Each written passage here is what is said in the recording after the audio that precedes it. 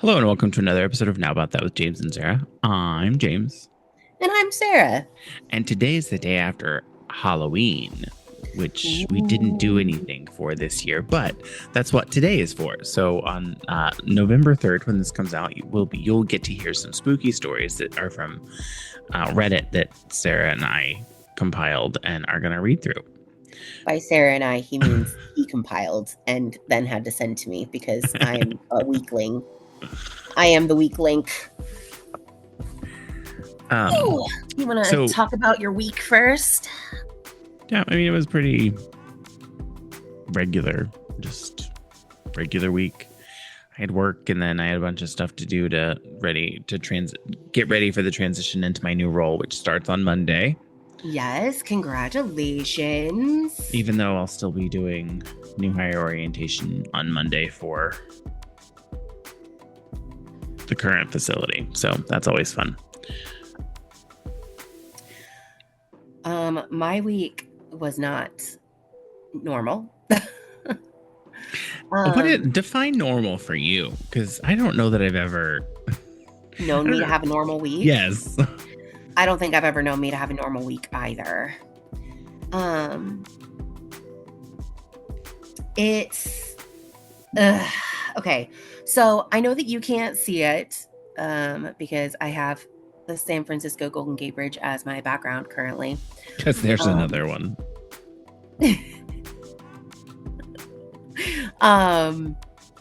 But I am still in the Barbie dream house currently.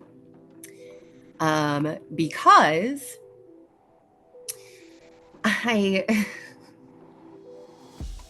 okay, so I got some of my stuff moved on Wednesday, right? And originally my goal was I was going to be completely moved out by Thursday evening because Friday night, aka Halloween, I was going to go trick-or-treating with my friend Sky and her kiddo, my nephew, Silas. Okay, we were going to go trick-or-treating because he's finally old enough to actually like appreciate it, because he's 3 now. And then Wednesday night, I started feeling kind of sick, and I was like, oh, well, I probably just did too much today. It's fine. I'm going to go to bed and everything's going to be fine. I wake up the next day. I feel like trash. Like, I still went to work, but I felt bad while doing it. So I wore a mask the whole day because I was like, I'm going to keep my germs to myself. I don't want to get anybody else sick. I made sure to wipe everything down before I left. Anything I was touching, I made sure to like wipe it down, try to keep everything nice and clean for the next person. And again, I just went home and I went straight to bed. I was like, I feel horrific. I'm going straight to bed and hopefully I'll be able to kick this out and I'll be fine. Woke up yesterday, Friday, no voice, having trouble breathing. And so I call my doctor's office because I'm like, okay, I'm just going to try to make a doctor's appointment. I'm sure that this is just a cold and they're not going to be able to do anything about it, but, just in case, especially since I don't have a voice, that's kind of weird, especially because like my throat didn't hurt. I just didn't have a voice. So I called my doctors. They weren't quite open, so they transferred me to a nurse's line.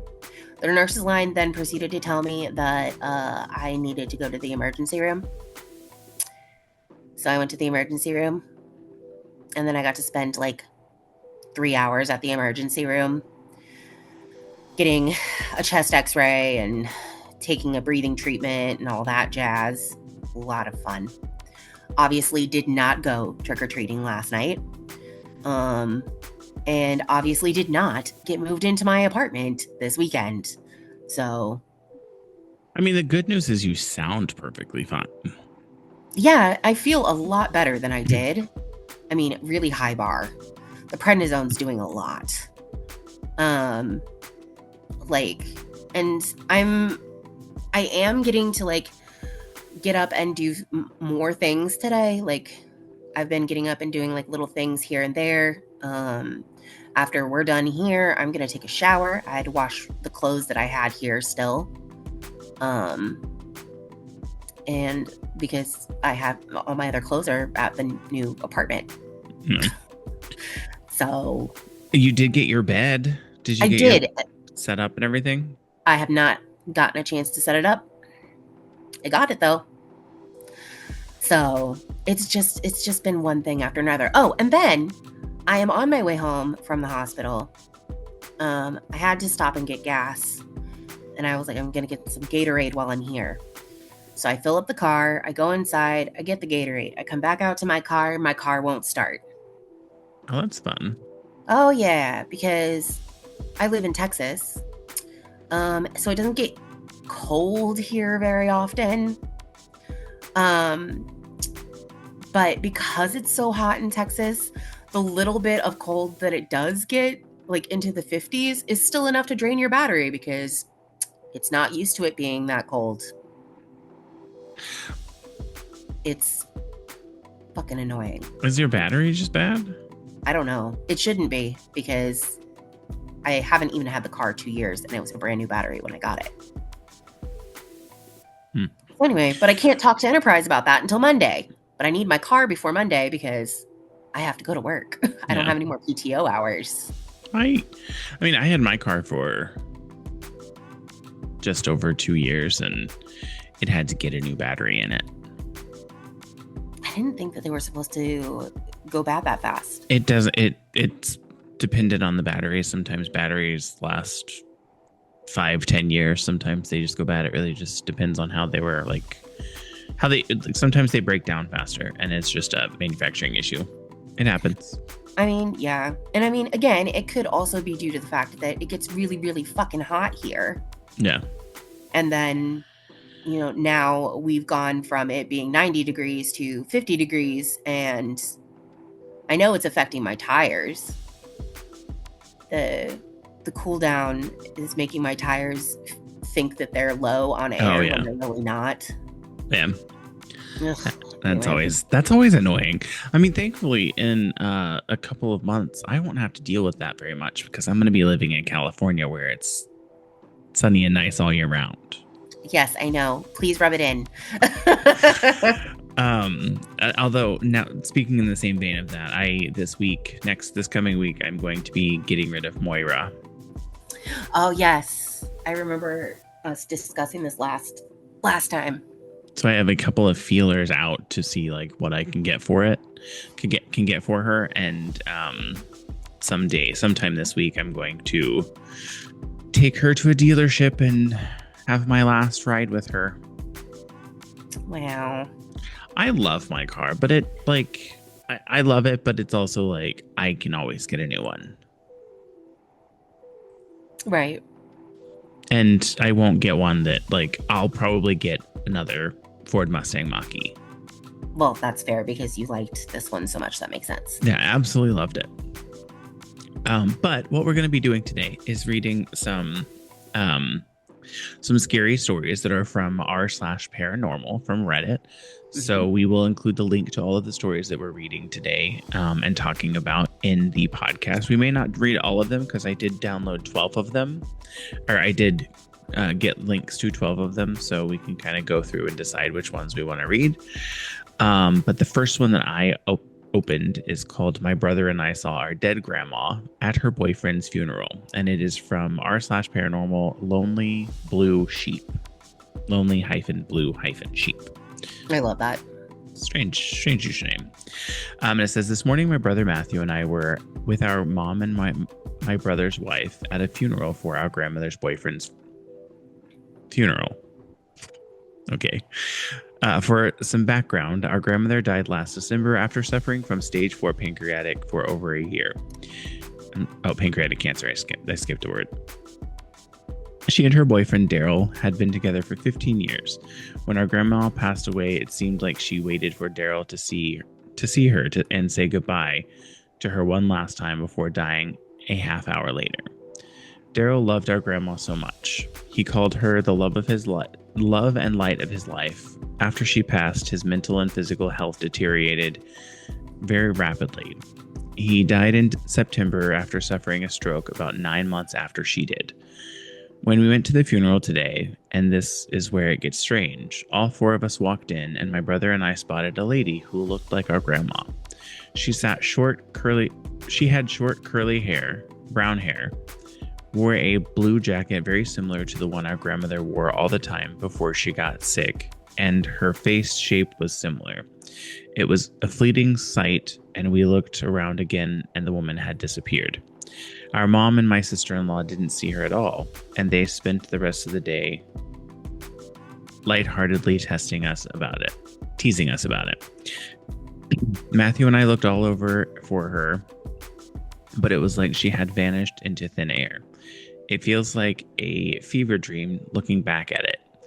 I feel like I'm going crazy. Matthew and I both swear we saw our grandma or a lady that looked very, very similar to her at the funeral. Maybe it was just a hallucination or our imagination, but maybe our grandma wanted to comfort us and be with us one last time for her boyfriend's sake. Anyhow, I love both of them and miss them very much. R.I.P. Daryl and Grandma J. Wow.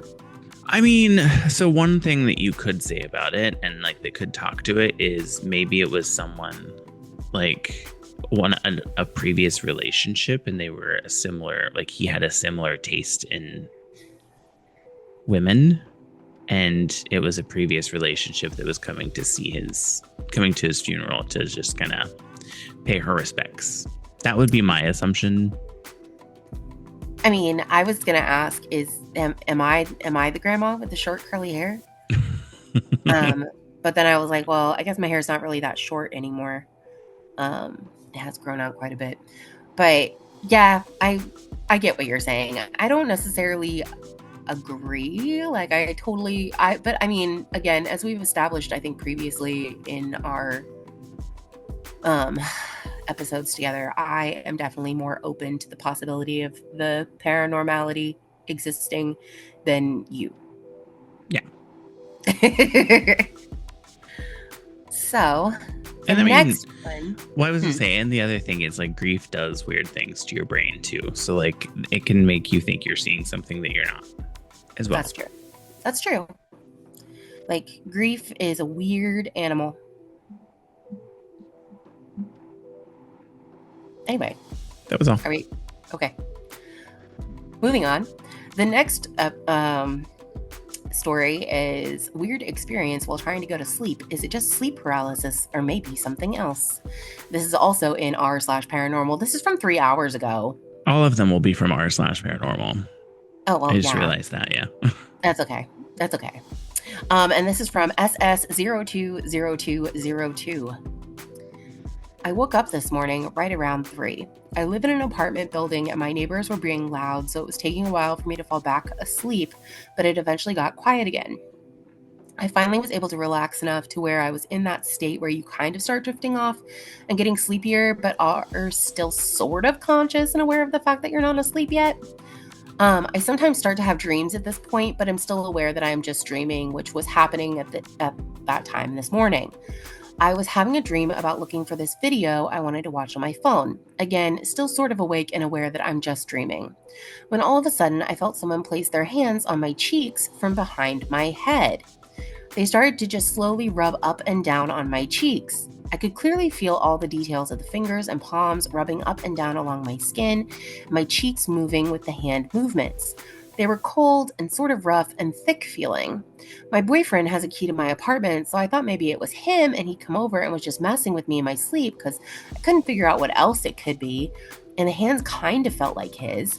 I then started touching one of my cheeks with my own hand, trying to feel who was touching me, and tried turning my head to see who it was, but I couldn't move. I was able to open my eyes slightly, but my room was so dark I could only see some shadows, not really any clear figures. Once I realized my boyfriend wasn't there and it wasn't him, I felt the hands leave my face and I was able to move again.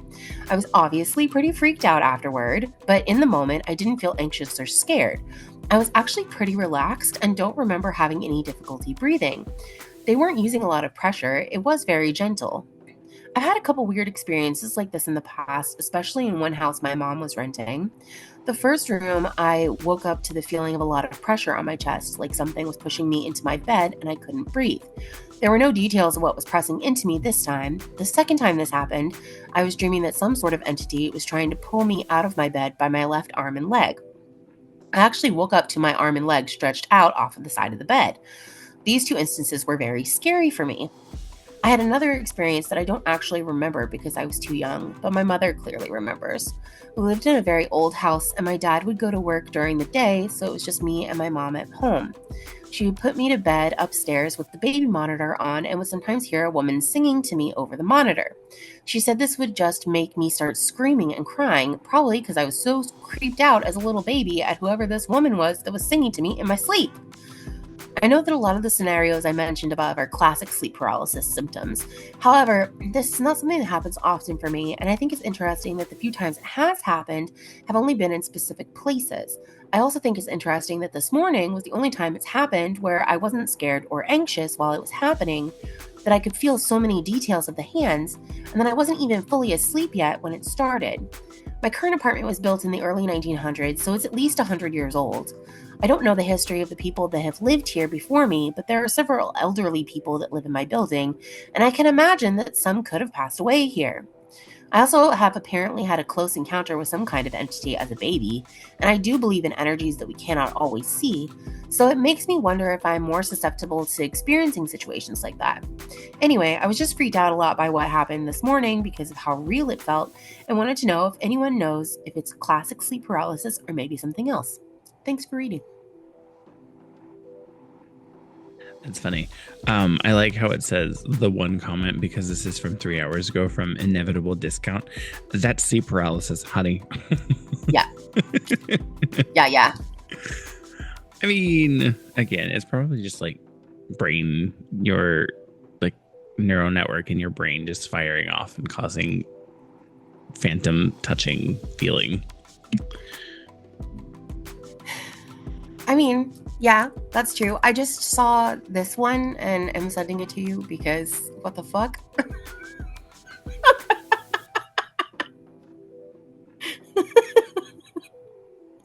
It was off to the side. Well, I'll read the next one and then you can read that one. How about that? That works. So this next one is called I Died for a Few Minutes, and now I'm convinced that there is something after death. I never believed in anything, not in heaven, not in the souls, not in the stories of people who said that they had seen the light. I'm a psychologist, and I have always thought my consciousness was just a product of my brain until my heart stopped. 3 years ago, I had cardiorespiratory arrest while I was sleeping. The next thing I remember was a deep silence. Not darkness, not emptiness, silence. It was so dense, it felt alive, as if that silence were something. I suddenly had the sensation of having left my body, but I couldn't see it from the clouds, from outside. It was more of an expansion. I no longer had limits, no time, no space, but somehow I was still me. And there I felt it, a warm, familiar energy. I didn't see her, but I recognized her with complete certainty. She was my grandfather. She was my grandfather. She was my grandfather? Yeah, that's what it says. She was my grandfather. There were no words or images, just direct understanding and a kind of invisible hug that told me everything is fine. Then a sound appeared, loud and constant, like a rising vibration, around thousands of lights floating, beating, each one with a different identity. And I knew without anyone explaining it to me that they were souls. When I was about to join them, I felt a pull, a force that tore me from that place, a blow, and I came back. A paramedic was reviving me. My partner was crying. From that day, everything changed. I'm not trying to convince anyone, but what I experienced was more real than anything in this world. And since then, when I accompany people who are grieving or close to dying, I sometimes perceive that that same vibration in the air. A deep calm, impossible to describe. I don't know if it was the afterlife or just a state of consciousness that we still don't understand. But I know what I felt, and since then, I'm no longer afraid of death. I was clinically dead for a few minutes. I felt absolute calm. I recognized my grandfather without seeing him, and I saw thousands of lights that looked like souls. Since I came back, I am sure that death is not the end. I like how the very first comment is, she was my grandfather. Stop reading after that. Literally was going to mention that, especially the follow-up comments. One saying, in translated languages, sometimes he, she gets mixed up. I know it happens a lot in Persian and other similar languages. I understand that some comments are translated into English if posted in a different language. And then somebody else followed it up with, in Finnish too, because our language doesn't have the differentiation. It's always han, man or woman, or non-binary. We have always been a very gender equal country, so perhaps this is also reflected in our language. Wow. I'm just reminded that I should move to Finland. I mean, get a job. They'll take you to Finland, Sarah. I don't know how to get a job that's going to take me to Finland, but we'll see what happens. So the one that I saw come up that I had to then send to James is one that says, I'm a guy in his mid-20s. Last night, I either had sex with a ghost or had some kind of sleep paralysis. This was posted 4 months ago, and it's by this FK'd me up a lot. It says, I'm a guy in his mid-20s. Last night, I either had sex with a ghost or had some kind of sleep paralysis, self-induced, almost terrifying organism experience. I don't know if this is the right place to post this. It's sort of not safe for work, but I'm really trying to just explain what happened and ask if anyone else had experienced this. I was half awake last night and I felt a warm sensation on my face like someone was touching it. Then I said out loud, for some reason, I can feel that. And the feeling then instantly moved to my chest and then down to my dick.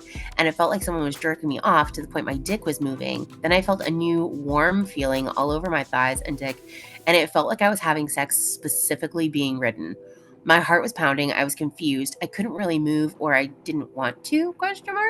Basically, whatever this was happened about 3 times last night, and I came from the last one, which is why I'm here. I want to point out felt like my dick was laying naturally soft to the left, and then this starter, it pulled my dick to the right before it started massaging and touching it. But then the sex part, I could feel weight on my thighs. I live alone. My dog was literally in the hallway, so it's not like I could have been raped by a real person. And I'm not exactly calling it grape either, which is obviously the term that people use instead of rape. Either. I did kind of consent around the second, third time. Never had this happen before. Actually kind of panicked feeling this at first. And that's why I think it kept stopping and going again until I finally just let it happen. Insane feeling. Insane I'm posting about this. I've heard of being able to organism. That must be their word for orgasm. But I've never heard it described like someone was physically touching you to the point it feels that good.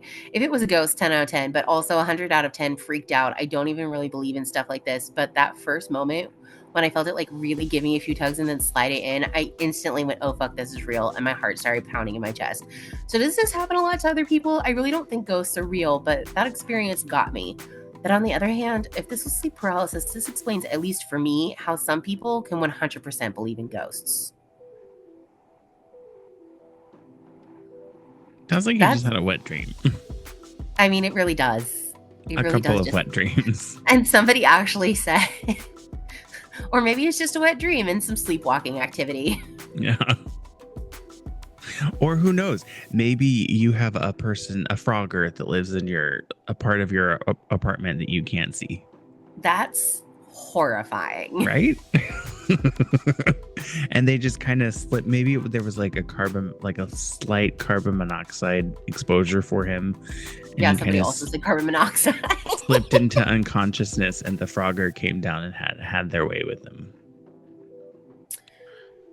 Scary stuff. Isn't that what it's called? Frogging? toting, something like that. Sarah's frozen.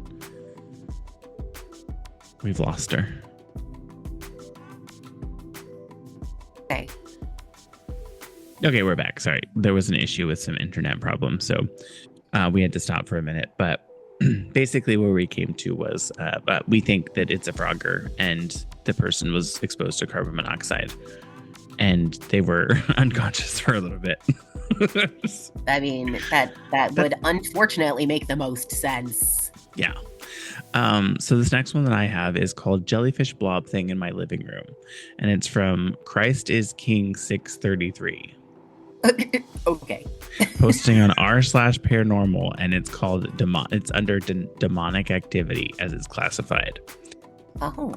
So here we go. Okay. It says, I sleep on the couch in my living room. I live with my daughter's mom. We are not married, and I'm trying to abstain from sex. Anyway, I digress. I'm assuming they mean abstain because they said obtain. I sleep on the couch. In front of the couch is the television mounted to the wall. Behind the couch is a window. When the television is off at night, I can see the reflection of the window in the screen. Around 1:30 a.m., I woke up. I saw the reflection of the television blocking the light. I saw in the reflection of the television blocking the light, or most of the light from the window, was a floating blob jellyfish-looking thing. Jellyfish is a really poor description for it. Its shape kept shifting and it was moving around in a really unnatural way. It gets wider. When I turned around to see it, I wasn't able to. I could only see the reflection of it in the television. No matter what angle I looked at, it was still there, and it seemed to be blocking light in the reflection, but was invisible to the naked eye. I know that doesn't make sense. I know this may seem weird too, but I wasn't afraid. I prayed and I observed it for a long while until I fell asleep. I woke up around 6 a.m. and it was gone. I don't do drugs or alcohol, no meds. I wasn't sleeping or dreaming.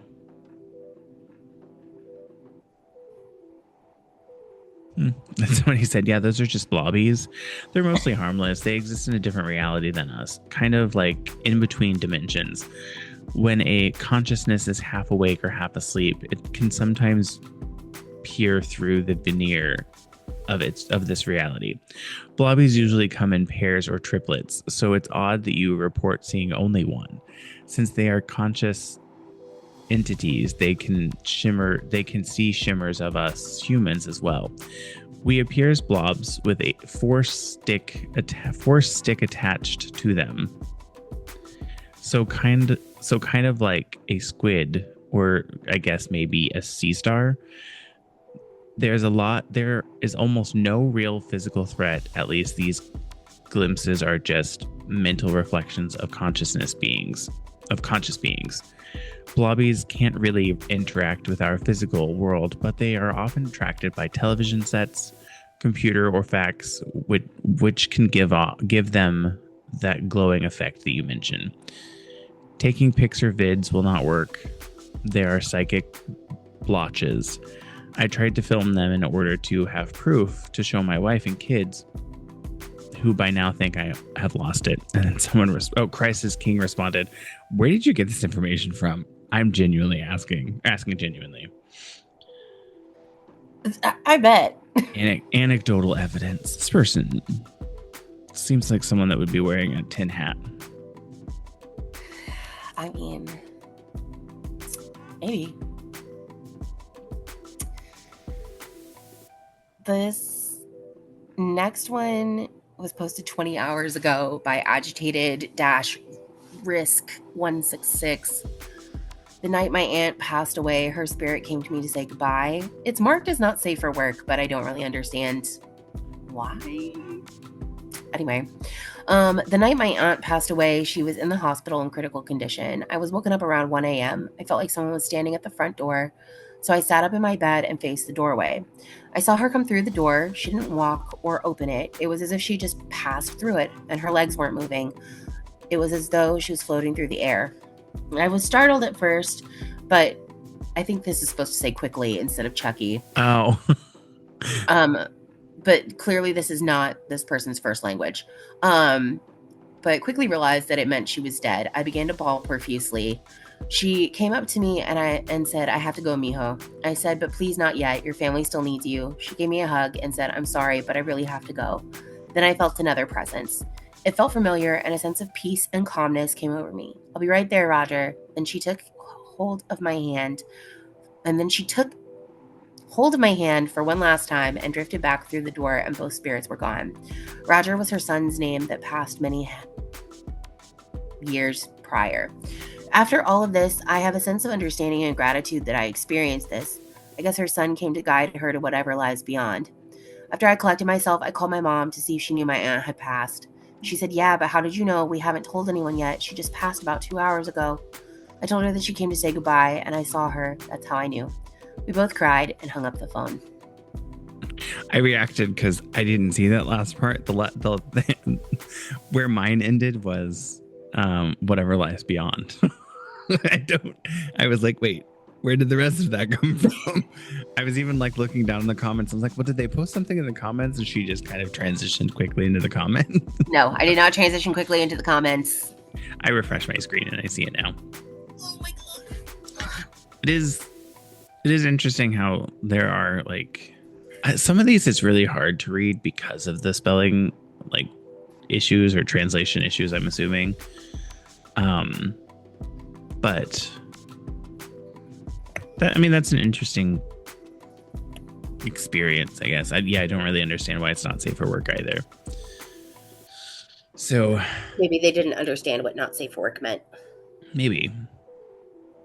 Or maybe someone else posted it stupidly.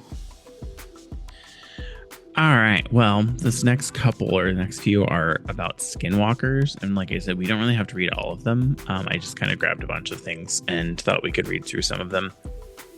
But this one is, again, on r/paranormal, and it's Estimate Weary 9735 is who posted it. And it's called 95% Sure Skinwalker Encounter. Okay, I'm like pretty sure this was a skinwalker for a good reason. Either that or it was really weird coincidence. Or it was a really weird coincidence. Before I tell my story, I want to say that I live in Canada and in Native American stories, skinwalkers are a big thing, and everyone that I have talked to that lives in this area by where I had my encounter has their stories that are similar to mine. That's why this freaks me out so much. So here's the story. So I live in the city, but my family has land a few hours outside of the city in the middle of nowhere. One day I was out there and it was a nice late fall. Sorry. One day I was out there and it was a nice late fall night. One noticeable that was, geez, I am having the hardest time reading this. Are you having a stroke right now? No. A nice late fall night. One noticeable. This was, okay, that's what's wrong. It's not supposed to be noticeable. This was one, I don't know what it's trying to say, but the moon was full and it was bright, like really bright. I could see pretty far into a field, which I normally couldn't do at that time of night. It was about 12 a.m. and my dad went inside the house that we were renovating to go do something for a little bit. So I just stayed outside to enjoy the weather. Out of nowhere, I hear this weird, oh my God.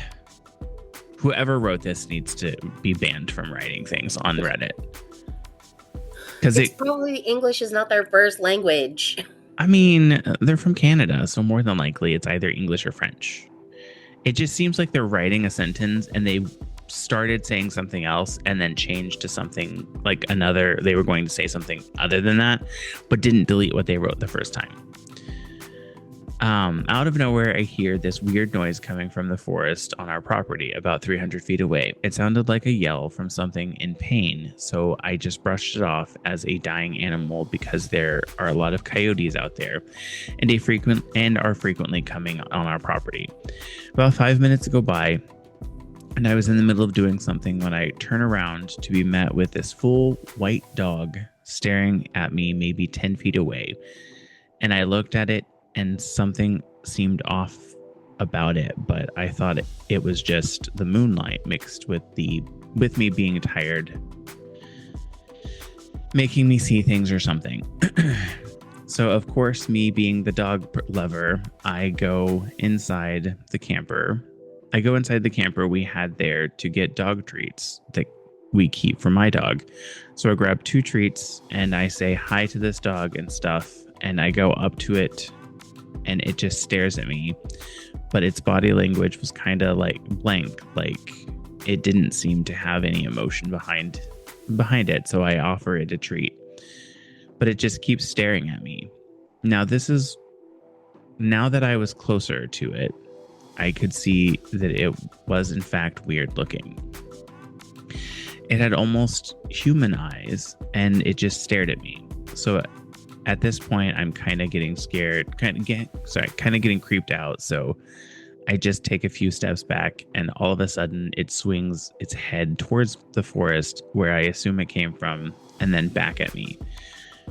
It does this about 4 times before staring at me for 5 seconds, then bolting fast right towards where I heard the weird yelling noise from earlier.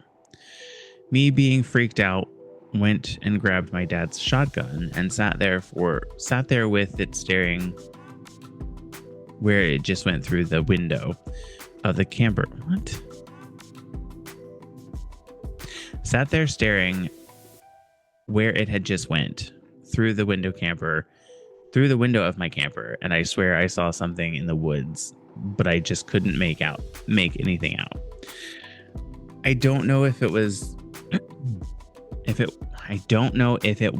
but I am a strong believer that there are things out there like skinwalkers. There has to be a reason that cultures from around the world have similar stories to go with similar creatures. I don't know it. Oh my God. I don't know. It could have just been a random farm dog or something like that, but that's a lot of creepy things all happening at once for me to not think it was a skinwalker. After telling the story, some of my friends that live in the area, they told me very similar stories and experiences they had, and they are strong believers in it. So I don't know. There has to be a reason for all of this. Edit.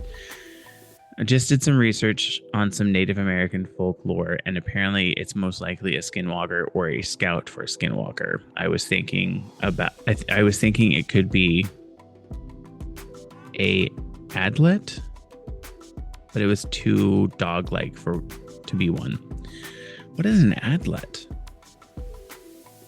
IDK, my BFF Jill.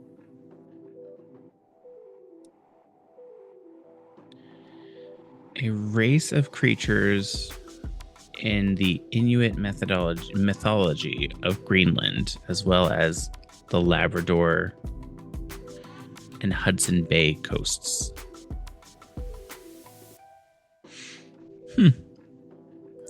Adlets are mythical beings from Inuit folklore, typically depicted as half human, half dog creatures, and are taller and faster than humans. They are said to have originated from the union of a woman and a dog, and stories often portray them as a violent, cannibalistic race living in conflict with humans, though some legends suggest a more complex relationship where their descendants became the ancestors of Europeans. Their appearance is often described with human-like upper bodies and canine lower bodies, along with features like snouts, yellow eyes, and sharp teeth. So werewolves. Kinda, but not quite, but kinda. That one was very difficult for me to read. So for you listening, I apologize. You can skip that entire section because it was hard and it was bad. Fair. And Sarah's having breathing issues. So we'll probably do a couple more of these, and then we will. I mean, it's Saturday, so we can still talk about what we have going on the rest of the weekend. Although Sarah's probably just going to recover, and I'm going to be writing my chapter 3 for your dissertation. Yeah, so they tell us not to call it a dissertation though, because it's a applied research project, not quite a dissertation. My bad. I don't know what the difference is between dissertation and applied research project, but like to me, it seems the same thing. I would also think it's the same thing, but I don't have as much schooling as you do. So, okay. I think the next one I'm gonna read. How long this is? Okay. This next one is Experience with a Skinwalker. It's from 6 years ago, and it was posted by Young_Orochi. It says, I know Skinwalker stories are a little overplayed, but this is genuinely one of the most terrifying experiences I've ever had. For a little context, I'm half Native American. Excuse me. With most of my family being from Oklahoma. I never really believed any of the stories I heard as a kid until I'm pretty sure I had a real encounter. When I was a kid, maybe 4th grade, me, my mom, and my stepdad would visit my grandparents' property in Asley, Texas, to shoot guns or fish and whatnot. Their property was surrounded by a couple of acres of land, so sometimes I would wander off from the house and explore wherever I could. One day, I decided to go for a short walk in the woods like normal. Maybe 5 minutes into my walk, mind you, I could still see the house in the distance. I hear my mom's voice say my name. It sounded distant, but so distorted and close at the same time. I called back to her and looked around me. As I was turning around, I see this tall creature with gnarly teeth and gray, tattered skin looking at me from behind a tree.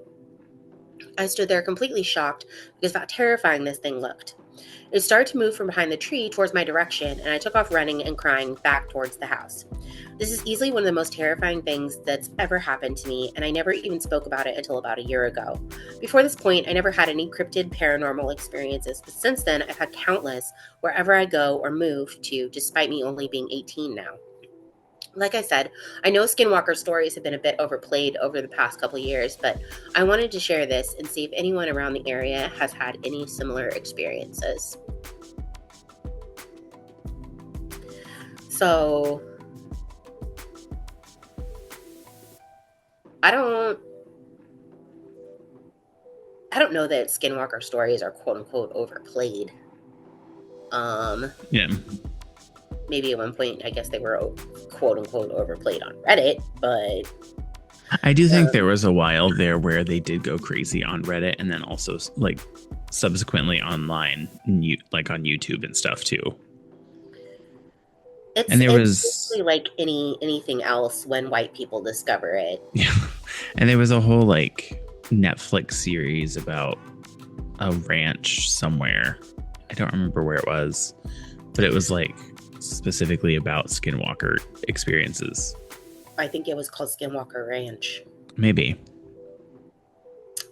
Yeah, first of all, I don't trust any stories not told by natives themselves.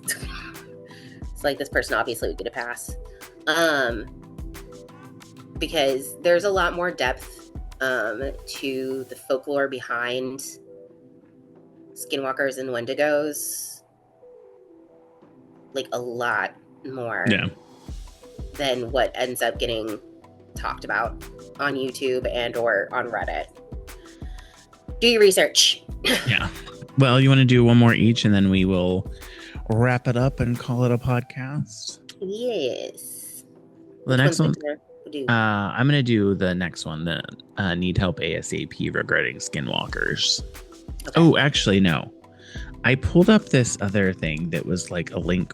Let's do this instead. Okay. I'll send you this list. And it's a link or a list of different famous haunted locations worldwide. And it just has like a list of different areas. And we can kind of just go through it and say which ones we would want to go see. Ooh, okay. Um, so the first section, and it's called Famous Haunted Locations Worldwide, and it's from Reddit. So I'll post the Reddit link in the description of the podcast again. And it says, looking for a spooky adventure? Here are some of the most famous haunted locations around the world as shared by Redditors. And the first section is in Europe, and it starts off with Auschwitz, Poland. A former concentration camp with a heavy and sad atmosphere. And someone commented, I would say Auschwitz. I understand the feeling there is incredibly heavy and sad. That, I mean, going to the Holocaust Museum was like horrifically heavy and sad. I can only imagine that the actual place. Yeah. And I think that's what they're meant to be for, so you can kind of understand what happened in the past to prevent it from happening in the future. I mean, that's what it's supposed to be for, but is that how we use it? No. Next one is York, England, known as Europe's most haunted city with a violent history. The city of York has been labeled as Europe's most haunted city. I would go there. I don't know that I would go to Auschwitz. I don't think I could go to Auschwitz. Like, I feel like I would have a breakdown before I even got there. Yeah. I cried for days after we went to the Holocaust Museum. Like, I don't know. That was just a museum. Yeah, I would probably see like an influencer or someone doing a video and talking about how they were in Auschwitz and like just go crazy and break their phone or something, because that's annoying and disrespectful. Right, exactly. I don't know. I'm going to have to read this next one, and I don't know how to say it, and it's going to get butchered, so I apologize because it's in Romania. I feel like we always end up setting you up for this. I know, and I already am terrible at reading things, and when it's a different language, and it's Hawaii Buckeye Forest, and I'm sure I said that wrong, so apologize. But it's in Romania, and it's a forest with numerous reports of strange occurrences. And someone commented, people who go in hear unintelligible people who go in hear unintelligible whispers, see unidentified flying objects, and things rustling nearby. I wouldn't go into a forest if someone paid me $1 million. I would go into the forest, but I mean, have we met me? I grew up in the forest. I am the forest. The next one is Poveglia Island in Italy, a former plague quarantine island with a dark history. The comment says, hi, I think that Poveglia Island in Italy near Venezia is one of the most haunted places in the world.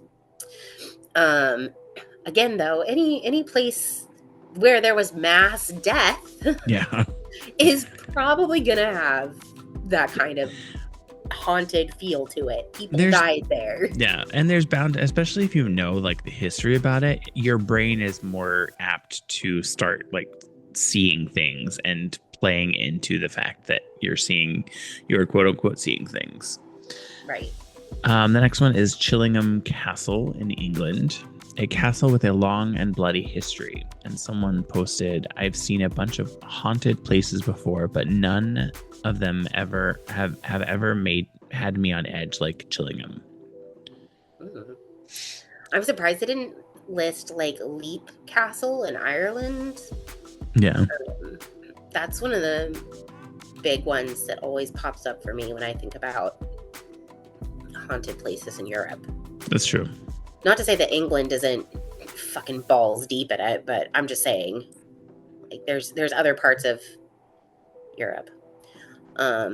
Anyway, North America, New Orleans, Louisiana, famous for its haunted French Quarter. The comment is, I went to New Orleans, and if the tour guides are to be believed, every goddamn square inch of the city is just crawling with ghosts, which, again, New Orleans has horrific weather due to hurricane season.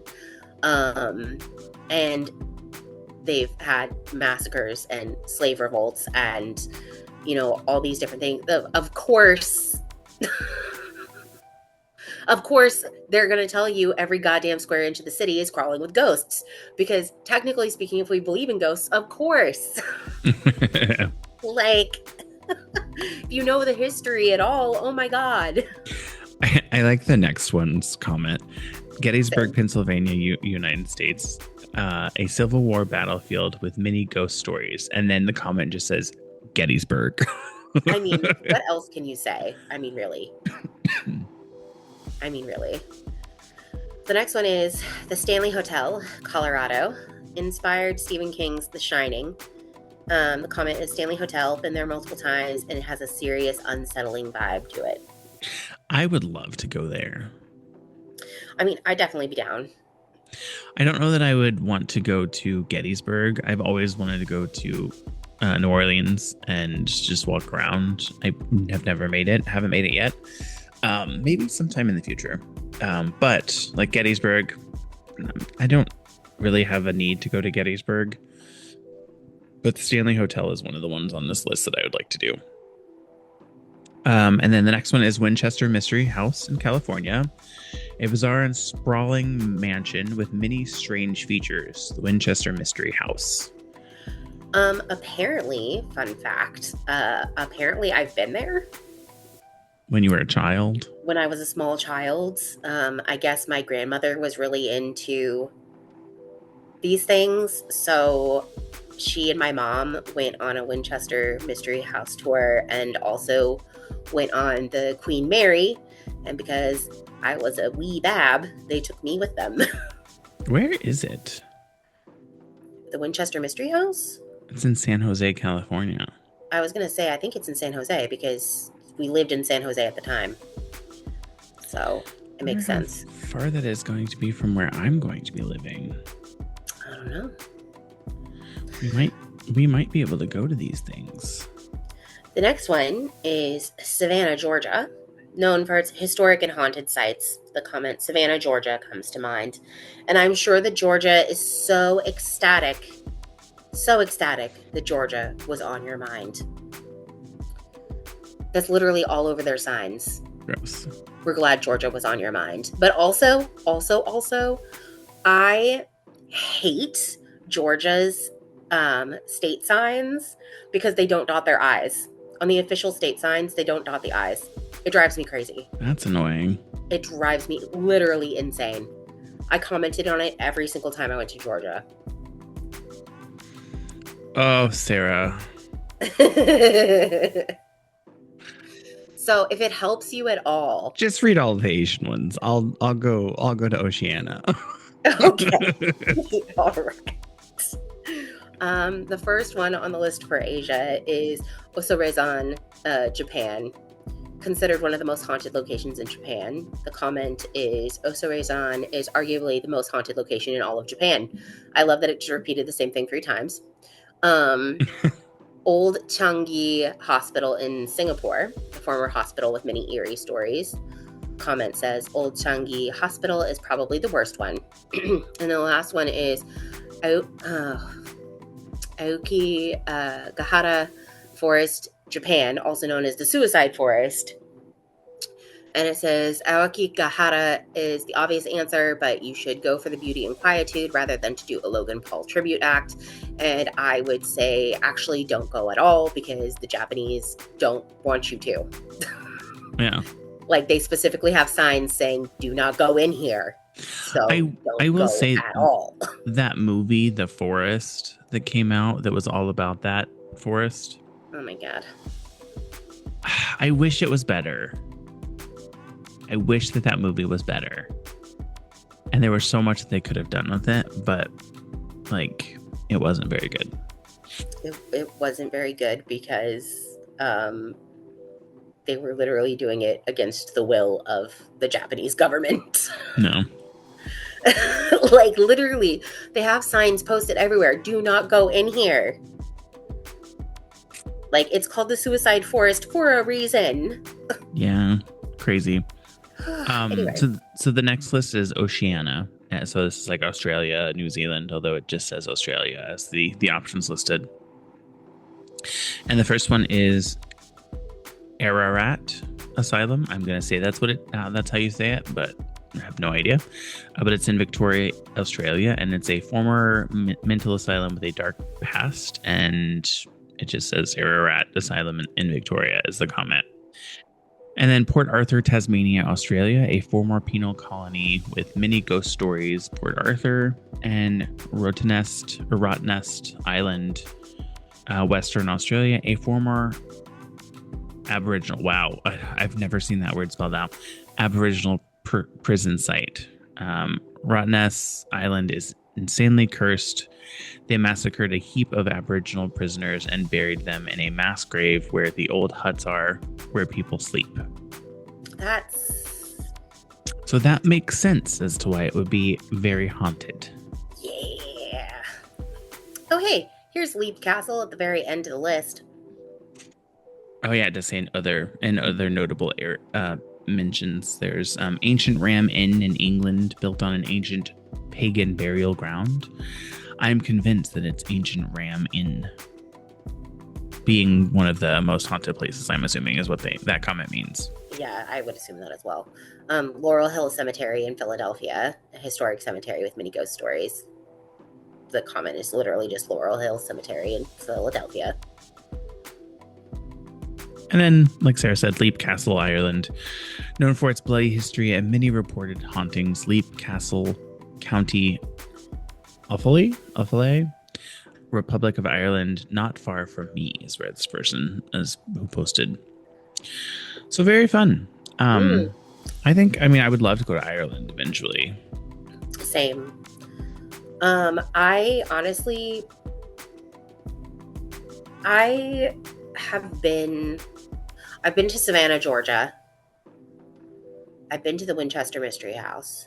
Not that I remember it, but I've been there. I would definitely go to the forest in Romania after doing more research and verifying that it's okay for me to be there. Who doesn't want to go visit haunted castles? Really. Right? I'm obviously going to be down to go and see a haunted castle literally anytime. The fact I'm even in a fucking castle, that's enough for me. Yeah. I would definitely go to any of the castles, but forest, I don't know. I'm not a huge forest person. There's too many bugs and too many animals, and I don't really like the nature of it all anyway. So wanting to go into the forest doesn't really seem like something that I would want to sign up for. See, I like nature, so I would totally be down to go into the forest, but I'd want to make sure that I'm actually allowed to be there and I'm not disrespecting anybody by being there. Yeah. Well, is there anything else you're doing other than trying to recuperate from your illness? Other than that, no, not really. I'm doing what little things I can around here, and then taking lots of rest breaks to try to make things easier for myself for this last little bit of moving. And then if I have the energy, I may go try to start my car and see if it'll start. If it doesn't, then I'm going to wait until tomorrow and try again. So did you get it home? I did get it home. Oh, okay. There was a guy at the gas station who happened to work for one of the mechanics just down the street, and he had a portable charger, starter. So he was able to jump my car. If it's just the battery that needs replaced, then that's like $150. I guess. I don't know. I haven't had to buy a new battery in eons. Oh, mine was very expensive, but that's just because, the battery itself wasn't expensive. The labor included was very expensive for me because they had to take everything out of the car, or a lot of stuff off the car so that they could get to the battery, right, and then replace it. Because when I say the battery, it's the 12-volt battery. There's like a regular car battery, and then there's the other battery that powers the full car. Mm-hmm. And the 12-volt battery is the one that like runs the accessories and like all that jazz. Mm. See, I don't know. I'm definitely going to go to AutoZone and see like what they can tell me, because I'm just a girl. I mean, you also, well, no, you're non-binary. Well, I mean, yes, but you might also try colloquially and non-gendered. I'm just a girl. You might also try tightening the cables, because it could just be a loose battery cable too. Maybe. That happens sometimes. True. We're gonna see. We're gonna see how much energy I have, because I'm already feeling like, man, I need a nap. Yeah. And it's what, 2:00 there? 2:07? Yeah, it's 2:07. Well, would you like to call it a podcast? Sure. Do you want to talk about what you're doing this weekend? I kind of already did. I'm going to be working on my school stuff. That's true. That's pretty much it. I am finishing watching The Sixth Day, I think is what it's called, or something like that. An older Arnold Schwarzenegger movie where he's a clone. Oh, okay. Where he gets cloned. So I'm going to finish watching that. I started watching it a little bit ago, and then it was 2:00. So, 2:00 for my time. So we started the podcast, and then I will finish watching it. And it had about like an hour or so left. Other than that, I'm going to work on my school stuff, because I have to do my chapter 3. I have to write a draft of it, or finish the draft of it that I started, and then do an example of an instrument, which is like what we're going to use to do a mock trial for our actual research portion of it. So basically I had to formulate questions, and then with that provide that to the instructor for them to give me feedback. And then at some point, I think in this term, I have to have 2 or 3 people that are not going to be inside the subject group that I'm going to be doing my survey for, do the survey and give me feedback on it too. Questionnaire. Right. I know what you meant. Questionnaire. Well, that's pretty much all I'm going to do tomorrow and today and through the weekend. And then it's due on Tuesday, so I have to have it finished by Tuesday. Good luck. I believe in you. Me too. How's your school going? It's going. It's not going well, but it's going. What are the classes you're taking this time? I was taking a library research class and a Korean language and literature class. I had to drop the Korean language and literature class because I was so far behind from the depression and moving that I was not going to be able to catch up and have a passing grade. But I still have a chance with my library class because it's much, much shorter and not as stressful. So, and plus she gives options for makeup assignments. So that's kind of what I'm doing right now, is just trying to survive the last week of that class. And then I, quote unquote, do not have any more classes until the springtime. But I don't know if I'm going to keep going to this school. Yeah. I mean, especially because my library research class literally recommended using generative AI to research. So yeah, that's weird. That's weird, and I'm not here for it. And I've already been accused of using AI a couple of times, and when I don't. So I'm just like, I don't know. Honestly, I'm feeling very defeated as far as school goes because of all this AI bullshit. It's getting frustrating, and I've seen a lot of videos of people similar to your like experience where their their school is saying that they used AI to write their paper, and one person, and I think it was a teacher or someone that works at a college, said to write all of your papers using the cloud, like how it saves automatically to the cloud. And then don't ever like copy and paste things in because it will flag that as AI. If you copy, like even portions of things. So if you're quoting something, you should write it and not copy and paste it. Because it could potentially still flag that as AI. But the thing with the saving it to the cloud is so that you have like the metadata for where it shows you like the progress and the history of like every time it saves, and whenever you're writing, it saves periodically as you're writing. And you can provide that to your instructor and be like, listen, here's the actual file. You can see in the metadata of this file every time I've been working on it and how it's incrementally saved as I was working on it. So like using Google Docs or saving to your OneDrive. Yeah, but I think it's really shit that we have to then use these other things that I don't like. I don't like using Google Docs. I think it's very cumbersome to use. It is, yeah.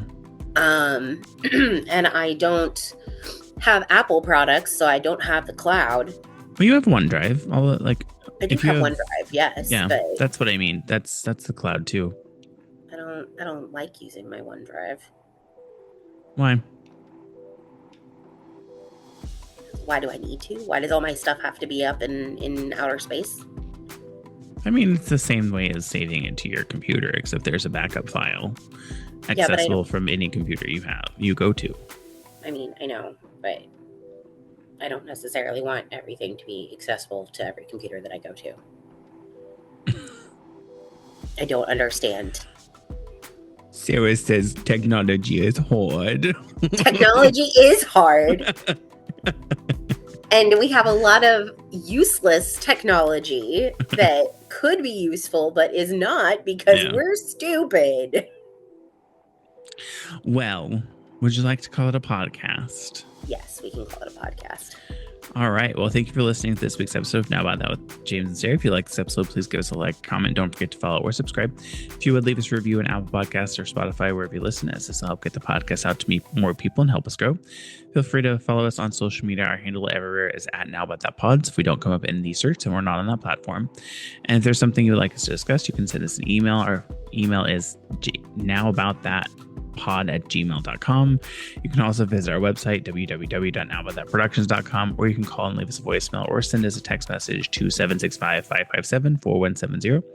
Thanks again for listening, and we hope you had a great week and enjoyed your Halloween for those of you that celebrate Halloween. And Sarah, get feeling better and have a good weekend. You have a good weekend as well, and I will do my best. Great. Bye, everybody. Bye, everybody.